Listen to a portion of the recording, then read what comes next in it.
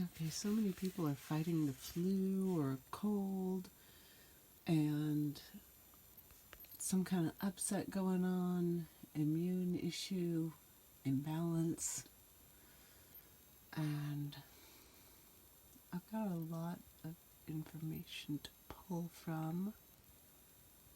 Let's just go with one of these books. See, I like this one. This is actually what I would recommend you go out and get yourself one of the herbal medicine nursing books. And this is an over-the-counter shelf. Now, the difference is this is what you'd find for just about anyone. It's not really peer-reviewed. It's not backed up.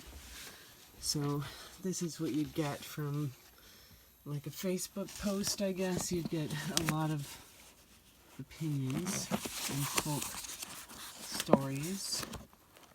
And you might have a huge list. Like, here you go. This is just this huge list of uses. That's scary. That doesn't look right. Let me show you the difference. This is a scholarly textbook. Now, there's huge differences between information. That's all I'm pointing out. And excuse my hands, I've been playing my dog and my hands. So, this is uses. Now the uses, number one, it's in paragraph format like a sentence. It reads like a sentence, and it's not more than like 5 that it's really been tested and tried for. And it even mentions how different uses, like it'll be coffee substitute as a different form of taking whatever dandelion, and just eating it as a salad. So this is why I recommend this book. And another book that I would say, I also use during my consult and planning. I use all these books. I can even help identify plants. Well, this is what I take with me on my hikes and walks to identify. So it's going right out in the open.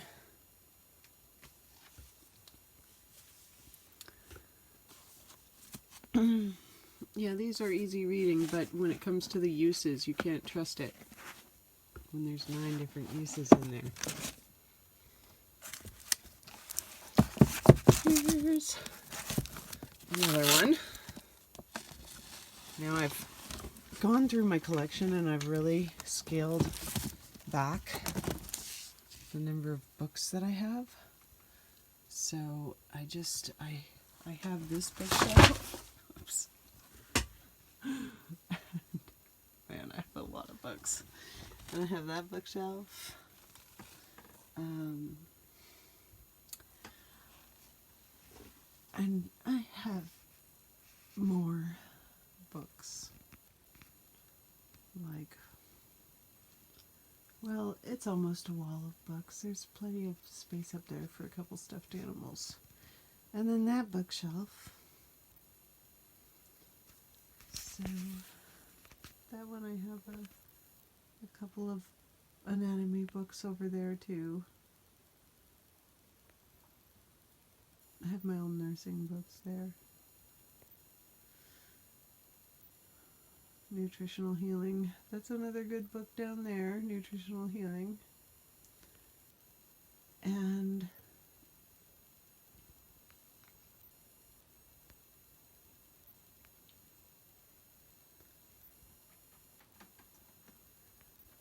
natural medicine in there is another one. So I have that.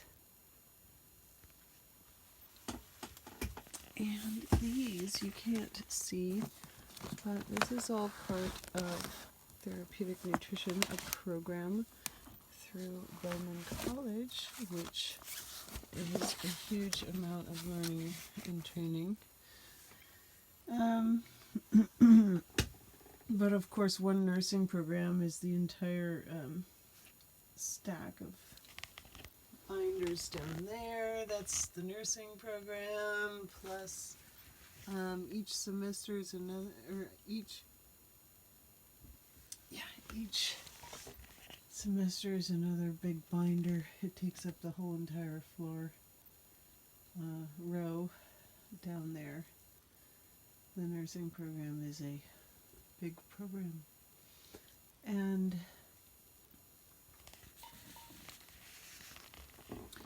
there's some more books that contain information that is outdated. But if you take it with a grain of salt, a little bit of the outdated information might be it'll add insight. Let's see if we find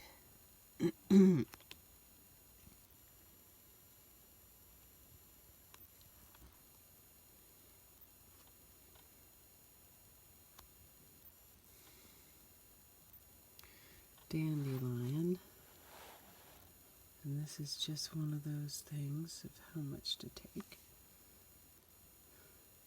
and it's also referring to the roots.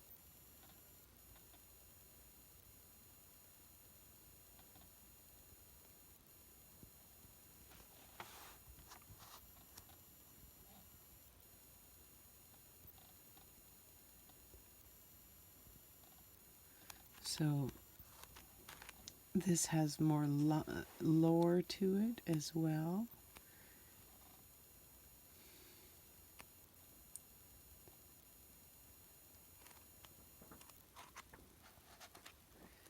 And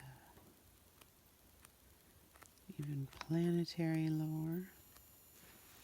So I like looking in here just for the fun facts of the book, which are really cool. Microbiology. The microbiology book is front and center because of the part where it is talking about how we treat water. And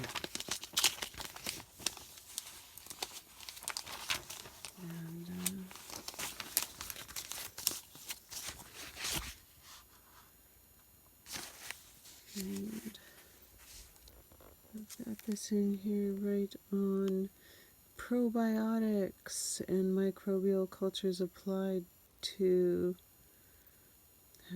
have shown beneficial effect with prebiotics. And this is, it's microbiology, but it's also the relationship between the microbiome and the bodyology, which is the study of the body. So yeah.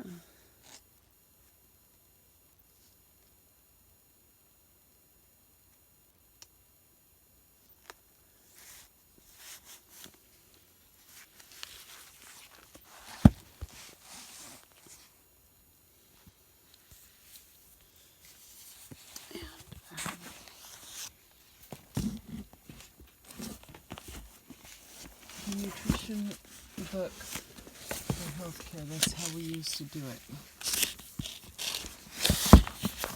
We used to use this book.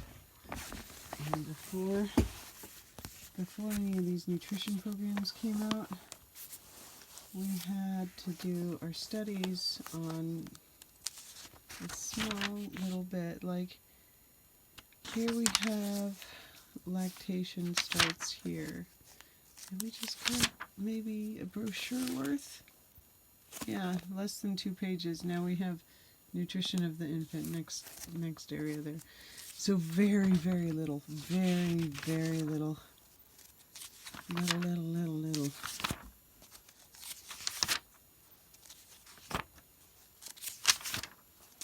most of this book is this. And this is how we used to have to calculate everything. So I'd have to look up, and oh yeah, this came with a program, but I would have to look it up through this book because the program was extra and I didn't buy that. So without using the program, I had just to add all of this up. So I would make my own list of foods that had been eaten and the measurement, and I would transfer that to how many calories and protein, carbohydrate, fiber, fat, all of this stuff total for the day to see if you've had, or if I've had, or whatever the study was at the time, to see if it was 100% of the daily required value. And look at that huge amount of vitamin A from that cooked mashed pumpkin. Man. And the second and third is both pumpkin. The third one is canned pumpkin. And so you just look through, and it makes an easy visual. For me, I remember these kind of charts because it's kind of like those little trapper keepers. Little kits, and everything was in a chart. Anyway, I don't know why it's easier for me to remember it in a chart. So, Earth Medicine, Earth Food. This is an old book. I've had it for a long time. I really haven't used it much.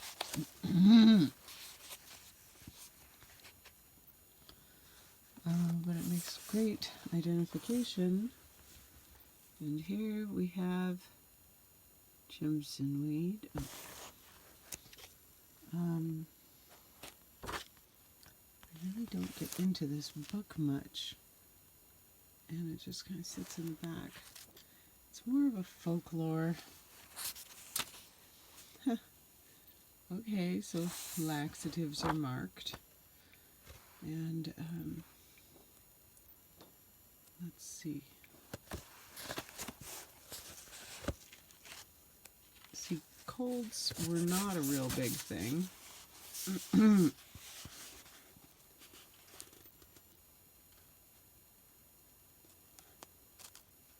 And there are plants that were used up until just a couple years ago, which are now not used.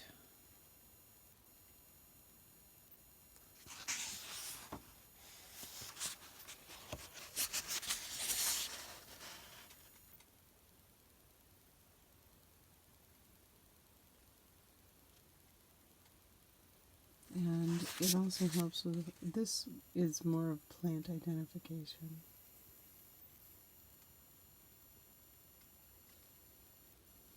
And, you know, wintergreen, you can get menthol or wintergreen. Wintergreen is more of an essential oil.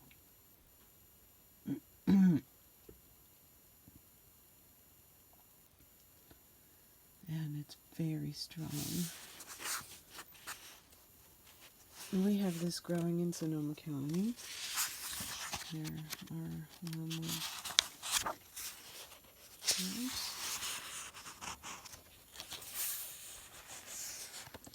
Let's see, now this, for the colds, this has a completely different suggestion list.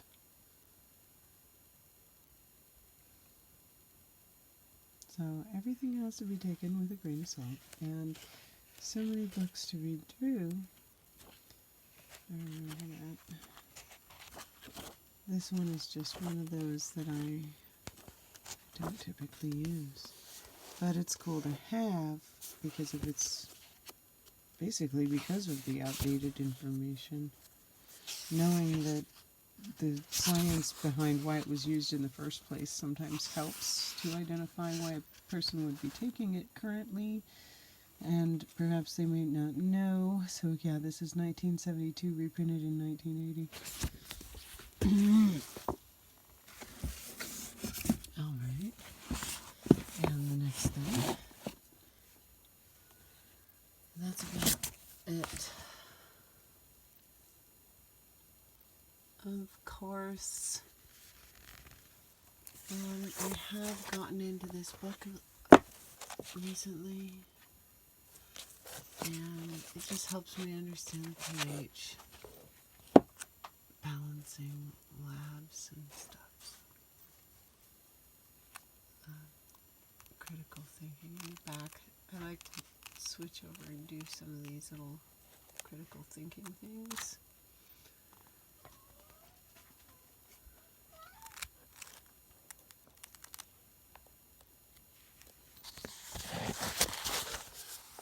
And look through all the bulleted lists, like the orange. And so, all these things, yeah, I've spent a lot of years studying, and I think it is very useful information. I wouldn't say that the typical person who's self-taught would go out and know exactly which books to choose from what to learn from right off the top, but with some help and guidance from a teacher or college, you can get a more generalized training. Otherwise, self-taught is a real specialized field, and it is, you can be a master of one thing, or, your own condition. But you can also be a wealth of resource and information. Here's one of the books I started off with back when I was 19, and you can tell this is when I was totally into it. And I don't mean to be making such a long video, but oh my gosh, look at that. That is papers falling out, and like I just, can you tell I used this book?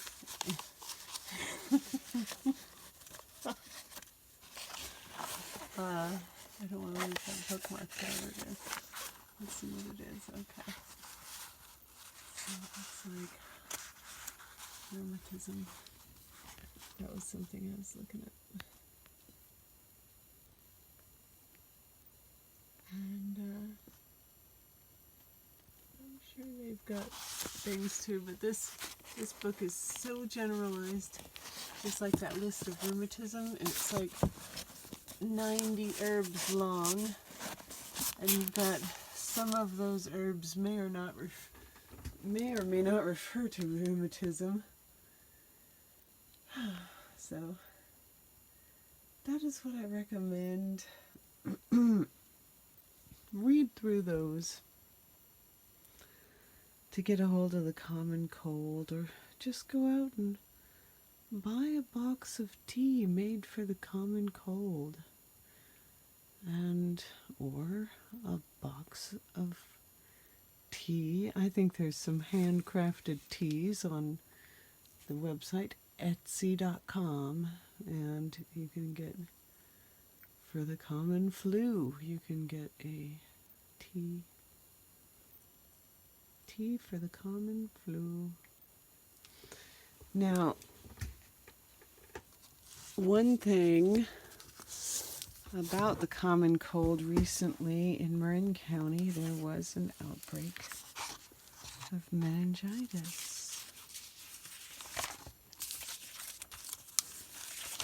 And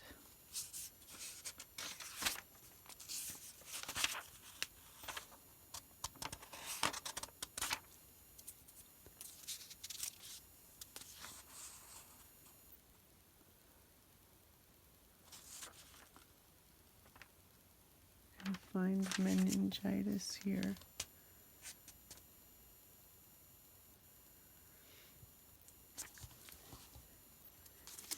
And just look at the symptoms.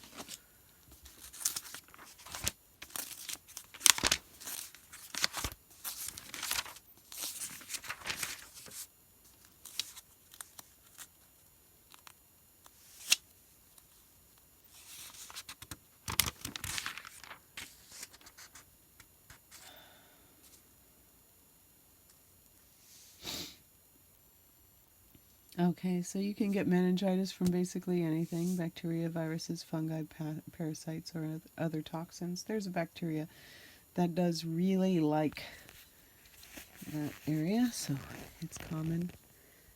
And each type needs to be treated for the type that it is. And the most recent type in Marin County was the bacterial meningitis. And so they're saying, yeah, this is the smaller layer of the sheath that goes around the brain. This gets infected. And the space underneath the protective layer, the membrane that goes around the brain, is infected. So that means it's in the fluid of the brain, it's throughout that vessels. It might have gone into the vein or into the bloodstream, or it could have come from the bloodstream. So low incidence, 9 out of every 100,000. The mortality rate is 25%.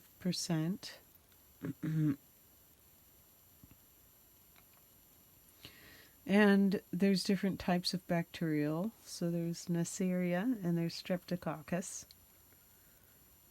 The most common two. And it looks like the pneumococcus and gram-negative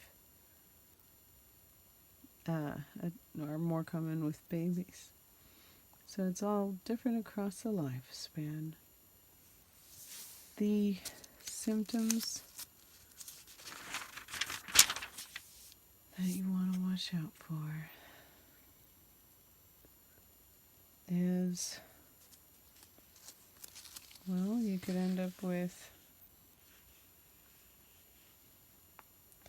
definitely light sensitivity, facial loss of movement. You might lose your hearing, you might lose your sight.